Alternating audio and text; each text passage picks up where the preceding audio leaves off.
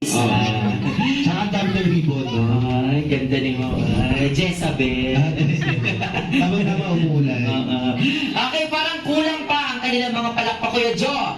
Isa pa, yung mas malakas. Sample ulit ng 3 palakpak sa taas.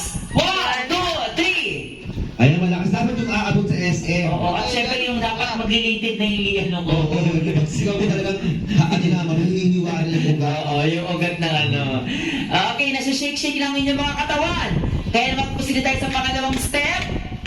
Ipadjak ang isang paa. Isang paa lang, ha? Ng 3 beses. 1, 2, 3. Sabi nyo, left or right? Kahit ano, Lala ka, ma'am. kung saan ka sanay. Gusto mo sabay?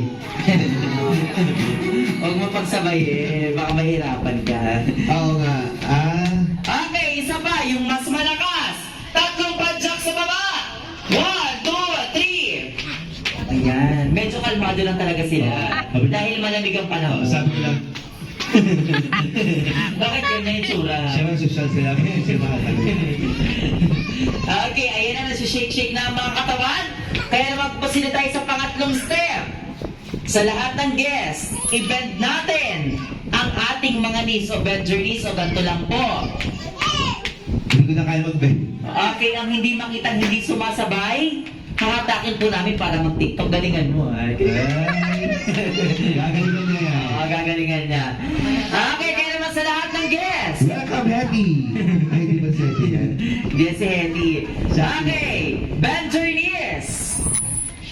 Okay, at i-shake natin ang 3 beses. At sasabihin lang natin ang word na bida ang saya. Okay, ayan na. Dapat lahat sasabay, O, tsaka dapat talagang hantang halata. Bida ang saya. Oo. Kasi si Mami and Daddy, maagang pumunta dito. Parang alam mo na pala ng madaling araw. Oo. Dapat lahat tayo sasabay at lahat tayo gising na gising, ha? Good afternoon po. Welcome po sa Jolly Evans. Ayan. Na-traffic lang sila, ma. Tsaka pasama yung panahon ngayon.